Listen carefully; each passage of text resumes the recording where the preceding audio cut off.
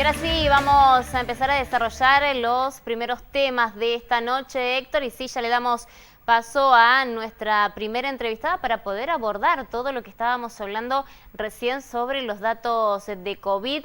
Si te parece, ya le recibimos a Andrea Uboldi, ex ministra de Salud de la provincia, y la saludamos. Muy buenas noches, Andrea. ¿Qué tal? Muy buenas noches, un placer. Muchas gracias, Andrea, por No, por recibirnos y favor. por hablar con usted, que es palabra autorizada, no porque lo digamos nosotros, sino hasta porque el propio gobierno actual la señala como un referente para comunicar la importancia que tiene este presente de pandemia. Así que vaya si tiene un reconocido respeto de propios y también de ajenos en términos partidarios. Andrea, como una pregunta inicial que es genérica, no parece, es genérica, pero ¿cómo describiría la situación epidemiológica hoy en la provincia de Santa Fe?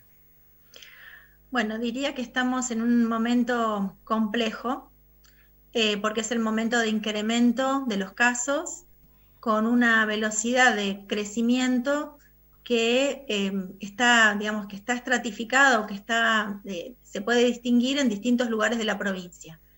En algunos lados, como localidades pequeñas que ustedes marcaban, los pocos casos, digamos, tienen el riesgo de que si no son adecuadamente controlados y monitoreados, puedan avanzar rápidamente, por más que sean localidades chiquitas, ¿no?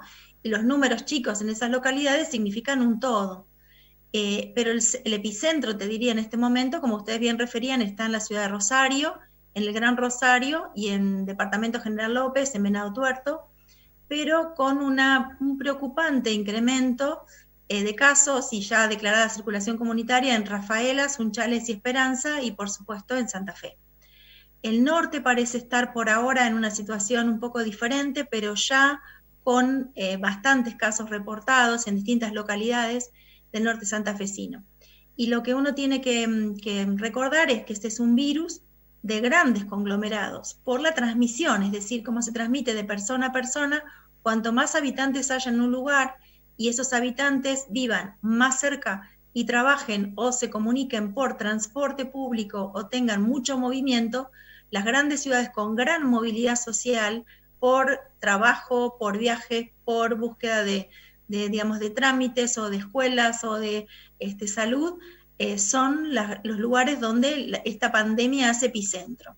Entonces es una lógica que se viene presentando, digo, en el mundo, y ocurrió en Argentina, en Ciudad de Buenos Aires y en el conurbano. Así que bueno, en este momento el sur está complicado. ¿Cuánto de complicado? Es variable, porque yo también quiero hacer una reflexión con que los números que vemos no son los números reales, es decir, lo que estamos viendo como reporte es lo que se carga en el Sistema Nacional de Notificación, pero no necesariamente es los datos que ocurrieron este día de hoy con los enfermos del día de hoy, sino que son personas que quizá algunas tienen un hisopado de 48 horas, otras de 5 días, otras de 8 días y otras de 10 días. Entonces, es muy difícil saber en qué lugar estamos bien parados hoy, porque esta demora en el testeo y demora en la toma de muestras no te permite saber tu realidad diaria, ¿no? Porque la realidad es poder tener una curva en donde uno tenga realmente los datos con fecha de inicio de síntomas, es decir, las pruebas positivas a partir del momento que la persona comenzó con síntomas, y poder tener una curva más real. Esto no solo pasa en Santa Fe, sino que pasa en todo el país con respecto a los datos que uno va viendo día a día. Sí, lo que uno está viendo es una tendencia a un número importante que no va a bajar de 2.000 y que ojalá se mantenga en 2.000 y no suba más, ¿no? Porque en realidad está marcando la gran contagiosidad, y está marcando de esa contagiosidad los que consultan, los que llaman, los que son estudiados y los que son cargados al sistema. Pero sin duda hay muchísimos más, y la pauta te la da que cuando uno habla con alguna de las personas de Rosario, tiene algún pariente que tuvo, tiene algún conocido que tuvo, tiene algún vecino que tuvo, o alguno de los vínculos laborales y demás tuvieron COVID. Entonces eso te marca la gran circulación comunitaria que hay en este momento en el sur. Y luego se va extendiendo, y también está comenzando a ser preocupante la situación también en la ciudad de Santa Fe y por supuesto en Rafaela, Esperanza y Sunchales. Euge, ¿querés aportar algún dato o una pregunta a Andreu Boldi? Sí, justamente sobre los temas, sobre lo que estaba mencionando, sobre el tema de los números y la posibilidad de que crezcan. Hace unos días atrás incluso el propio gobernador dijo que se esperan semanas muy intensas donde se podría llegar al pico. Uno en realidad pensaba que el pico lo íbamos a transitar durante los meses de invierno más crudo. Esto no fue así, Uboldi. Se espera que el pico recién llegue en las próximas semanas. Se espera un trabajo más intenso todavía para lo que queda este mes de octubre. Sí, la verdad que fue difícil predecir cómo nos iba a ir y la verdad que hubo una muy buena contención que hizo que no tuviéramos en pleno invierno mucha concentración de casos, es decir, que nos pudimos desdoblar o separar de conurbano bonaerense y Ciudad de Buenos Aires, cuando en realidad pensábamos que esto no iba a ocurrir, porque la experiencia con gripe fue que inmediatamente que Ciudad de Buenos Aires tuvo caso, Rosario y el sur y Venado Tuerto, porque se comporta muy parecido por el vínculo, tuvimos muchos casos y comenzó la circulación de gripe. Acá nos pudimos separar un tiempo, de hecho tuvimos apertura de muchas actividades y después aparecieron los casos y a partir de ahí con gran circulación estamos ahora en este momento. La verdad es esta, es decir, estamos en este momento con concentración de casos y yo ya no le llamaría ni pico, ni meseta, ni camello, porque me parece que a la gente la confundimos. Me parece que lo que hay que decir es, estamos tratando de ver cuál será el número en el cual se estabiliza esta curva de ascenso, es decir, con qué número vamos a estar como alto, que si, ojalá sea 2000 y no sea más, y a partir de tener varios días seguidos ese número, es esperable que uno pueda tener una cierta idea de cómo estamos. El número lo que marca es también la posibilidad de estar viendo si vamos para arriba, si vamos estables o vamos para abajo, para que la gente lo entienda. Es decir, que el número está vinculado con eso y solamente marca una tendencia de dónde estamos. Lo interesante es cuál es nuestra capacidad de respuesta del sistema de salud para atender a la gente, y cuando hablo del sistema de salud hablo de toda la red, desde la atención primaria para orientar al vecino o vecina cercano al domicilio, desde el sistema de emergencias y traslados para trasladar pacientes que pudieran requerir una mayor complejidad, desde las camas de internación y sobre todo desde las camas críticas, que son las más difíciles de expandir o de ampliar, porque necesitan estructura edilicia, necesitan recurso humano, porque lo más sencillo es conseguir respiradores y aparatos, pero lo más difícil es contar con recurso humano especializado, y especializado en el sentido de que son pacientes particularmente complejos para, digamos, tenerlos en terapia intensiva, porque requieren mucha atención y por otro lado requieren mucha preparación en cuanto a cómo nos vestimos, que esta es la gran diferencia creo que con H1N1. Con H1N1 también eran pacientes difíciles de ventilar, también teníamos adultos y adultos jóvenes en las terapias, pero todo este tema de tener que vestirnos de esta manera, como hay que hacerlo, y de lo que significa el esfuerzo y la atención de estar vestidos así para atender a los pacientes, y esta distancia que hay que poner y la poca visita o el poco contacto que hay que tener con el paciente, no estar tan encima, me parece que es el gran desafío y el gran estrés que significa para el equipo de salud. Andrea, le quería preguntar esto, que es bien, de razonamiento bien sencillo. ¿Cuán importante es en este momento hacer bien las cuestiones básicas que no tienen un costo enorme? Digamos, usar el barbijo, lavarse las manos, distancia social, si viajas en el colectivo, todas las precauciones. En todo caso, también si estás en la calle, un poquito de alcohol en gel al 70% o alcohol líquido, que tiene un costo. Bueno, en el primer momento de la pandemia, algunos vivos lo pusieron por las nubes, pero hoy está más o menos controlado. Cambiarse la ropa apenas uno llega a su casa. ¿Cuán importantes son tener incorporados estos hábitos, Andrea? Súper importante, porque más allá de los números más altos o menos altos, nos falta muchísimo tiempo por delante. Y esto lo ha mostrado el resto del mundo con segundas olas o segundos momentos, te diría más que olas, para no poner toda la terminología, segundos momentos en donde han vuelto a crecer los casos. Y me parece que lo que vos marcabas es clave. Yo creo que en este momento, digo, para Ciudad de Santa Fe y para muchas de las localidades y el sur, por supuesto, la clave está en posicionarse en esto. tenemos muchas actividades permitidas y muchas situaciones de apertura que están vinculadas con lo económico, ¿no? Pero en este momento uno tiene que pensar, el lugar más seguro para estar es tu casa, sin duda. Por lo tanto, yo tengo que salir esencialmente para cumplir mi trabajo y para hacer algunas compras o algunos trámites que tuviera que hacer, pero tratar de programarme de modo de salir, por ejemplo, para trámites o compras una vez a la semana. ¿Por qué? Porque salgo solo ese día, me expongo solo ese día, me concentro en todas estas medidas que decíamos, el cubreboca, nariz y mentón, el lavado de manos, el distanciamiento social, hago todo un itinerario, lo cumplo y regreso a mi casa.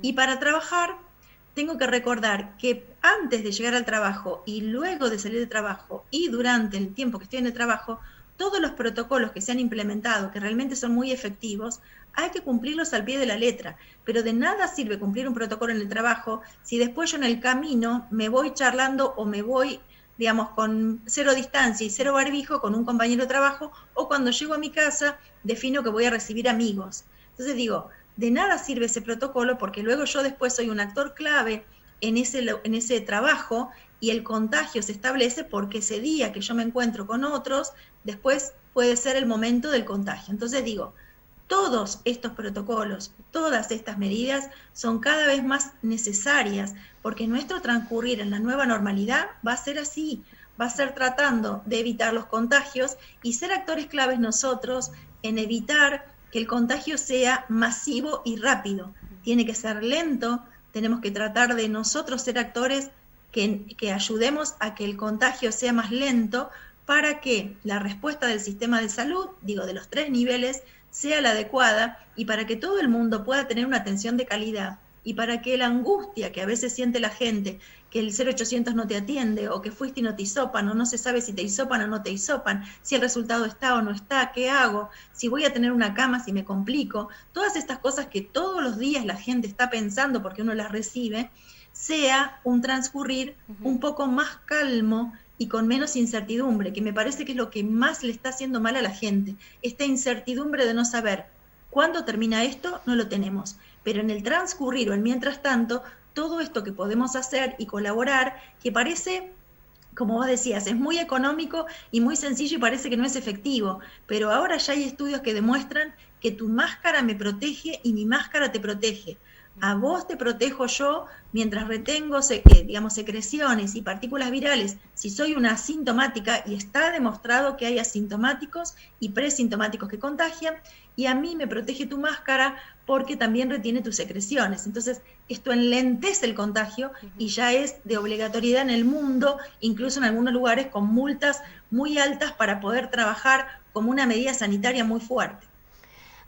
Andrea, usted fue, bueno, su especialidad está claro que es la salud pública, pero ha integrado una gestión en la cual seguramente ha participado de reuniones de gabinete, entonces escuchó la problemática de la obra pública, de la educación, de la cultura, de la ciencia, del trabajo, por lo tanto tiene una mirada, podríamos decir, integral de la gestión pública, de la cosa pública. En ese marco y con esa experiencia, ¿cree que están dadas las condiciones para volver a clases? Mira, yo creo que las clases hay que intentar abrirlas con protocolos. Digo, en este contexto de apertura de muchas de las actividades, no parece ser ilógico abrir las clases o las clases presenciales con determinadas condiciones. Digo, la diversidad de la provincia hace que vos tengas situaciones completamente diferentes. Y acá tenés que trabajar con situaciones edilicias de las escuelas, situaciones personales y de residencia y de traslado de los docentes y no docentes, y situaciones de los niños, y comprender cuáles pueden ser las normativas para intentar comenzar algo de presencial. Es muy complejo, digamos, para los más chiquititos, porque digo, los que tienen primer grado, los jardines, es difícil porque son niños que demandan todo el tiempo atención, interaccionan con el medio ambiente y con sus compañeros, y es difícil que vos como docentes no lo vayas a levantar en UPA o no le vayas a secar una lágrima, es muy difícil, ¿no? Ahora, hay que revisar con qué grupo se podría comenzar, y yo creo que hay que intentar comenzar con pruebas, comenzar con pilotos, comenzar con propuestas, y hay que intentarlo porque nos queda mucho tiempo por delante y no es que en diciembre todo se solucionó.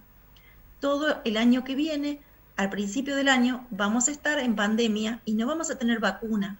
Por lo tanto, hay que pensar qué protocolos se acordaron, qué reuniones se hicieron con los gremios, con el gobierno y con las distintas localidades, y qué posibilidades tienen cada localidad diferente. Digo, me imagino una escuela en zonas rurales o semirurales es completamente diferente a las grandes ciudades, pero aún en las grandes ciudades hay estructuras edilicias que quizás soportan distintos turnos, hay estructuras edilicias que hay que pensarlas en modificarlas, y a mí lo que me parece que lo que peor podemos hacer es esperar sin actuar. Me parece que es un momento de actuar para decir, diseño protocolos, pienso posibilidades, acuerdo una prueba, si la prueba no funciona, retrocedo, veo una estratificación de escuelas en cuanto a saber qué corresponde arreglar desde lo edilicio, qué corresponde a modificar, quizá en readecuación de docentes, quizá hay docentes que se puedan intercambiar y tenés un docente que vive en un lugar y trabaja en el otro, que quizá pueda quedarse en su lugar para trabajar y no trabaje como hacía antes viajando. Pero digo, eso lleva muchísimo tiempo y me parece que el tiempo de hasta ahora que tuvimos es vital que lo pongamos en marcha porque los niños necesitan y los adolescentes volver a revincularse con sus pares. Y la verdad que sabemos que a ellos no les va mal con respecto a la enfermedad y también sabemos cómo podemos pensar en proteger a los docentes y no docentes, cómo se están protegiendo el equipo de salud o cómo se protegen las fuerzas de seguridad o cómo se protegen las personas de fuerzas comunitarias. Entonces, me parece que hay que intentarlo porque creo que lo perdido por los niños y por los adolescentes es mucho. La situación particular de algunos chicos que no tienen conectividad, que no tienen sus padres, sus cuidadores capacitados para acompañarlos en esta cuestión virtual. No todos han podido adaptarse, la adaptación significa tiempo y significa acompañamiento y me parece que hay que hacer una prueba. Yo celebro que hay una reunión nacional de ministros de educación para pensar estas posibilidades, pero también creo que más allá de la reunión nacional, la provincia tiene un montón de cabezas pensantes y un montón de gente con mucha experiencia que puede pensar protocolos, ideas, propuestas, iniciativas y que también cada una de las localidades tiene algo que aportar, porque acá no va a haber un único modelo provincial, tiene que haber un modelo local, cada uno sabe cuántas personas tiene diagnosticadas, cómo está su situación y cuál es su posibilidad. Pero también creo que el monitoreo de la situación de educación tiene que estar acompañada, como el monitoreo que estamos haciendo en este momento, con testeo. Yo creo que la posibilidad de contar con testeos descentralizados, que las localidades tengan una respuesta rápida, permite que vos puedas trabajar diferente en geriátricos, en una empresa, con la comisaría, con la escuela, porque si la localidad tiene una respuesta lenta para el testeo, en cuanto al resultado, es muy difícil. Digo, si vos tenés una comisaría con 7 personas adentro y una de ellas es positiva y tenés que aislar el restante, te quedás sin fuerzas de seguridad en una localidad. Y si en una escuela hay un caso y no tenés rápidamente positivo o negativo, ¿qué aislás? El grado, cerrás la escuela. Entonces digo, todas estas estrategias tienen que estar acompañadas de un monitoreo y el monitoreo te lo da tener acceso al testeo. Gracias, Andrea Uboldi, por su tiempo. Muchas gracias. Buenas noches. Muchísimas gracias a ustedes. Y bueno, el mensaje es, el mejor lugar para estar es tu casa y cuando salís pensá en los protocolos que venimos desarrollando y en las recomendaciones que venimos dando hace 9 meses. Gracias. Gracias. Eugenia, vamos a la pausa, ¿te parece? Sí. Pausa, venimos. Dale, ya volvemos con más entrevistas.